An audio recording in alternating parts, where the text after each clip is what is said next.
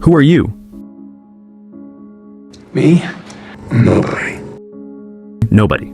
But that nobody is Hutch Mansell, an ordinary American man who seems like the definition of average. Every day is the same, from home to work, then back again. A quiet life with his wife Becca and their 2 kids, Blake and Sammy. Until one night, everything changes. Hutch wakes in the middle of the night, checks on his children, and Blake points that he heard something downstairs. Hutch goes down to investigate. And there they are. 2 strangers, a man and a woman, robbers. He reaches for the phone, but they stop him. "Put it down," the woman warns, her voice shaky. "We don't want trouble. Just give us your money." Hutch points to the cash. She sneers. "Is that all?" He admits he usually uses his bank card. They take his watch, and then she demands his wedding ring. Suddenly, Blake leaps on the male intruder. The moment explodes in chaos. The woman threatens to fire, hands trembling. Hutch clenches his fist ready to strike, but stops. Something holds him back. "Let him go," he tells his son. "What?" "I said, let him go."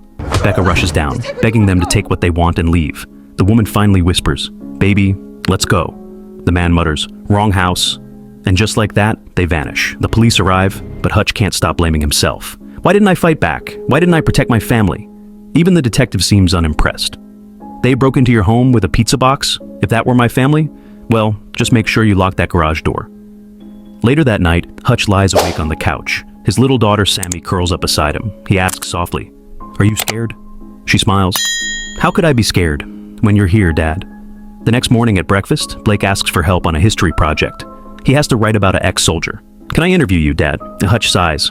"I was just an auditor. A nobody. My story's boring." Becca suggests he ask his uncle, or maybe even his grandfather, who saw real combat. But as Hutch leaves for the day, a neighbor teases him about the break-in. "Too bad it wasn't my house. I would have shown them some martial arts." Hutch notices the man's new ride, a gleaming 1972 Dodge Challenger, a 4.9-liter V8 beast. His neighbor tells, "Let's see how fast it goes from 0 to 60. At work, his brother-in-law, Charlie, corners him. "Why didn't you fight back? Why didn't you stop them?" Then he gives him a gun. "Take it. Keep my sister and her family safe." Then he talks with his father-in-law, Eddie, about his desire to buy this place. Then Eddie replied, "Let's see what is coming. What no one knows yet is that Hutch Mansell is far from ordinary. But Hutch isn't just some average man." And soon, that truth begins to show. He later talks over the radio to his brother Harry, who's living in hiding. Hutch confesses that he chose not to stop the robbers that night. Why? Because he saw something the police never noticed. The woman gun was empty. Still, the shame eats at him, the guilt of doing nothing when his family needed him most. He visits his father, David, a retired FBI agent now living in quiet solitude. David looks at his son carefully and mutters, "You don't look so good." And Hutch knows it. Something inside him is breaking. The final straw? His daughter Sammy sadly tells him her beloved kitty cat bracelet is missing. Hutch realizes the robbers must have taken it. And that's the trigger. That night, Hutch sneaks into his father's house. While David sleeps, Hutch quietly takes back his old FBI badge and a gun. His father stirs awake, but Hutch only says, "I've got to take care of something." He sets off on the hunt. Remembering the tattoo on the woman's wrist, Hutch storms through seedy tattoo parlors across the city, demanding answers. Thugs try to intimidate him, until one old man notices the small tattoo on Hutch's wrist, a pair of playing cards. The man's face turns pale. He thanks Hutch for his service, and flees in terror. Suddenly, the room goes quiet. Everyone now realizes this nobody isn't ordinary. He's dangerous, deadly. The tattoo artist, shaken, finally points Hutch toward the robbers. Hutch tracks them down to a grimy apartment. He kicks in the door, slams the man against the wall, pistol whipping him without hesitation. The terrified couple hands over his watch, swearing they don't have the bracelet. But then, Hutch sees the truth. In the corner of the apartment is a crib, a frail, sick baby struggling to breathe. The robbers aren't hardened criminals. They're desperate parents. The rage in Hutch's chest boils over, not at them, but at himself. He storms out into the rain, his fists trembling, his soul screaming. And with one explosive strike, he smashes his fist into a brick wall, blood splattering, bones straining, fury uncontrollable. Because Hutch Mansell is no ordinary man, he is something far, far worse. Before we dive deeper, don't forget to hit the subscribe button. It keeps the recaps coming. On his way home, Hutch boards a late-night bus. It should have been a quiet ride, but then they show up. A pack of drunk thugs, fresh off a car crash, stumbling inside with bad intentions. They spot a young woman sitting alone and decide to make her their target. That's when Hutch makes his move. He calmly tells the driver, "Get out of here." The driver steps off it, and the wolves don't realize they're trapped in with a lion. The fight explodes. Hutch is thrown around at first, taking punches, blood spraying, but then the switch flips. He unleashes. Bone-crunching hits, brutal takedowns, every move precise, ruthless. One thug pulls a knife, stabbing Hutch deep in the side, but Hutch doesn't stop. He fights harder, slamming the blade back into them. Not to kill, just to break them down. They toss him through the bus window. But Hutch climbs back in like an unstoppable force.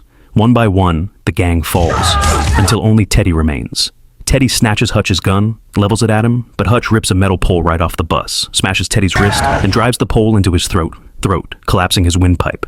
Teddy gasps, choking, dying, and here's the twist. Hutch doesn't let him die. He slices open Teddy's throat, performs an emergency tracheotomy, and saves his life. Why? Because Hutch is sending a message. He chooses who lives. Bleeding, broken, but alive, Hutch limps home. Becca is waiting. She sees the cuts, the bruises, the blood, and in that look, she remembers. She knows exactly who her husband used to be. As she stitches his wound, Hutch admits the truth. We haven't been close in so long, and it's been eating me alive. This nobody is finally coming back to life. Meanwhile, in a flashy nightclub, enter Yulian Kuznetsov, a Russian mobster with a love for music, dancing, and unpredictable violence. He takes the stage, strutting, dancing, owning the room. His associates watch, some smirk, some doubt him. How can this clown run the Obshak, the mob's collective fortune? But Yulian proves his point fast. One shareholder dares to look at him the wrong way. Yulian calmly grabs the stem of a martini glass, and in one brutal move, slashes the man's face, then his throat. Blood sprays. Silence falls. Then, the others toast. More money for them. Moments later, Yulian gets the call. His brother Teddy is in the hospital, brain damaged, barely alive. Yulian storms in, eyes burning, and violently grills Teddy's friends until he learns who left his brother broken. That name? Hutch Mansell. Soon after, Hutch gets a warning call from Harry. You've got Yulian's attention now, and he's not someone you want looking your way. Harry points him to a man known only as the barber. Hutch finds him in the city, already expecting his arrival. The barber slides him a file, and it's ugly. Yulian Kuznetsov, unstable, ruthless, protecting millions in mob money. A man who won't stop until Hutch is dead.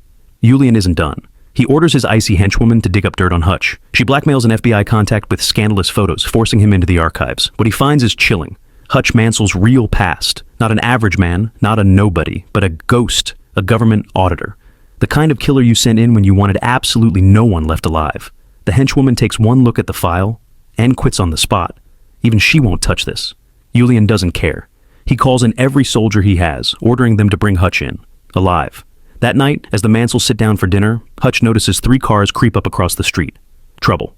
He acts fast, hustles Becca and the kids into the panic room. Lights out. Silence. Then, the house is breached. Gunmen swarm the halls, but Hutch strikes like a predator, brutal, efficient. He shoots, stabs, breaks necks. The quiet suburban home turning into a war zone. But one of them lands a taser into his neck, dropping him hard. The goons stuff him into a trunk and drive off. But Hutch isn't finished. He wakes, rips open the back, finds a fire extinguisher, and sprays chaos into the car until it crashes violently. Crawling from the wreck, Hutch finds one thug pinned and bleeding out. The man gasps for answers, and Hutch finally tells him the truth. I was an auditor, the kind of man who erased people permanently. As the thug dies, Hutch calls his father David, warning him to be ready. Then he races home, frees his family, shielding little Sammy's eyes from the carnage in the living room. Finally, he sends Becca and the kids away to safety. She looks at him, broken but brave, and whispers, "Just come back to us." And Hutch knows, the war has only begun. Hutch isn't running anymore. He gathers the dead intruders, plus one barely breathing, and drags them into the basement, and then he starts talking. For the first time, Hutch lays his truth bare. He explains that once, long ago, he was the man people sent to make problems disappear. But there was one target, a man who stole money. Hutch had the green light to kill him. Yet when the man begged for mercy, Hutch saw something in his eyes.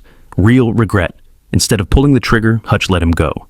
Years later, Hutch tracked him down and saw him living a quiet, happy life. A wife, 2 kids, a family, and Hutch admits he was jealous.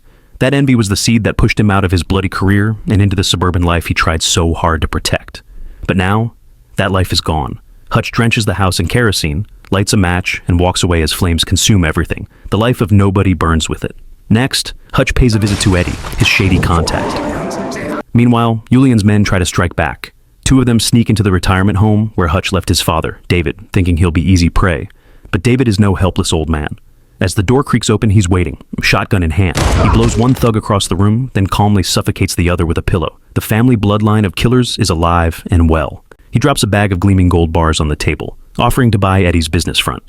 Charlie tries to resist, taking a swing at Hutch. But Hutch floors him with a single punch. Eddie, wiser, accepts the deal. With the place now his, Hutch gets to work. He rigs the building into a fortress of death. Tripwires, explosives, homemade traps. Every corner becomes a weapon. But he doesn't stop there. Hutch tracks down the Obshok, the guarded treasure trove of Julian's fortune. The guards never stand a chance. Hutch cuts through them, wipes them out, and then, in one act of war, torches all of Julian's millions, his empire gone in flames. Hutch walks straight into the lion's den. Julian's nightclub. Calm, collected, he sits down for a meal while dozens of armed men close in. But Hutch has an ace. He casually raises his hand, revealing a claymore mine dangling from his finger. One slip, and everyone in the room goes up in flames. Julian waves his men off. This is personal now. Hutch leans in, almost smiling, and tells Julian the truth. I burned it all. The Obshok, gone. The words hit like a bullet. Julian explodes with rage as Hutch walks away. Moments later, the chase is on. Cars tear through the streets, Hutch blasting through pursuers, sending metal and bodies crashing. By the time he reaches his warehouse fortress, Julian's army is right behind him. The firefight begins. Bullets shred the air. But Hutch isn't alone. To his shock, Harry and David arrive, guns blazing. The family of killers reunites. What follows is chaos. Henchmen stumble into steel traps, get skewered by spring-loaded bars, blown sky-high by hidden charges. Hutch, Harry, and David cut down wave after wave, until only Julian is left. The mob boss snarls his vow. He'll wipe out Hutch's entire family.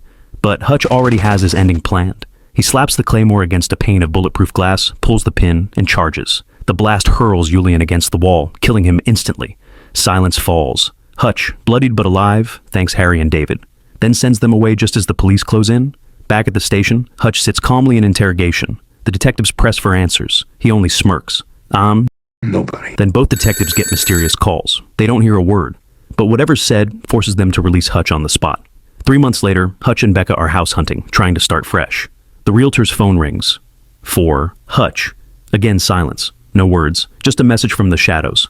Hutch hangs up, looks at Becca, and asks the agent one simple question. Does it have a basement?